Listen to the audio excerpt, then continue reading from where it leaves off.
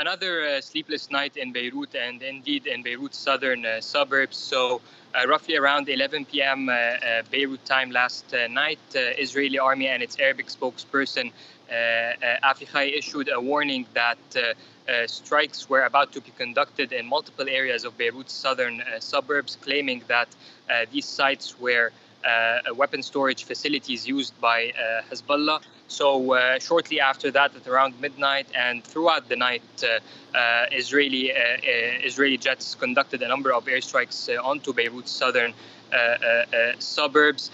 Also, as well, a number of airstrikes in different areas of Mount Lebanon, especially in the district of Alay.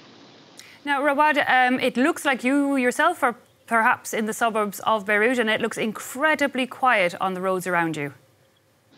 Indeed, so it's another calm morning in Beirut. We're not seeing a lot of traffic these days, a lot of uncertainty.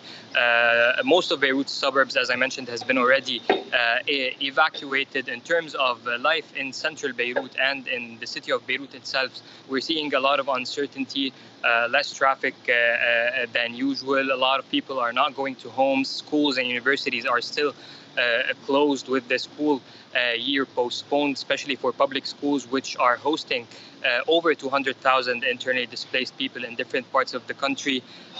So yes, a lot of uncertainty. Their life is nowhere near what a normal life would be here in Beirut, as you're seeing behind me. Now, Rawad, of course, we're marking today October 7th. It's pretty much a year since the incursion into Gaza, which at the time we were being told would be a limited incursion, but more troops going into the north of the Strip, bombings continuing today. Is there a fear in Lebanon that it could linger as long? How do people see the future in this war progressing?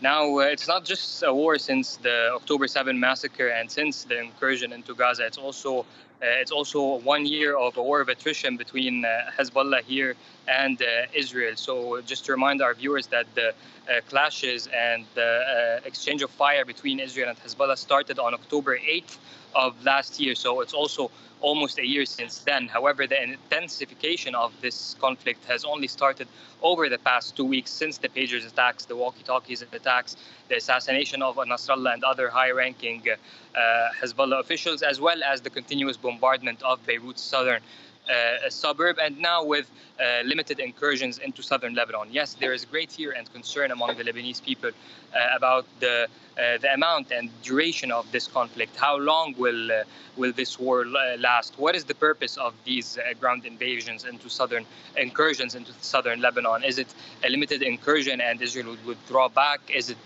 Israel planning some sort of a new security belt like the one it had in the past in the 80s? To how deep will that invasion go into Lebanese territory? A lot of uncertainty, a lot of questions for the Lebanese people.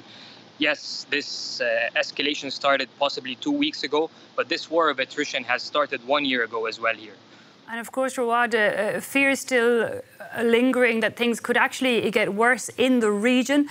We believe that Iran's Al-Quds leader was visiting Lebanon after the killing of Hezbollah's Hassan Nasrallah, and he now hasn't been seen since that visit to Lebanon. Questions continuing over the extent Iran will get involved in this conflict.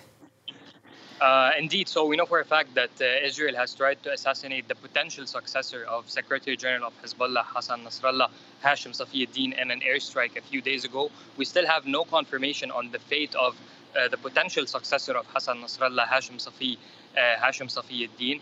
Potentially, according to some sources, there is a high possibility that the Iran's Quds force, Ismail Qaani, was also present in that bunker with the potential successor of Nasrallah, Hashim Safiuddin. So both Hashim and Qaani are missing since that last airstrike in Beirut's southern suburbs a few days ago, which could further indicate escalation in the region and more of Iran's direct involvement in this conflict.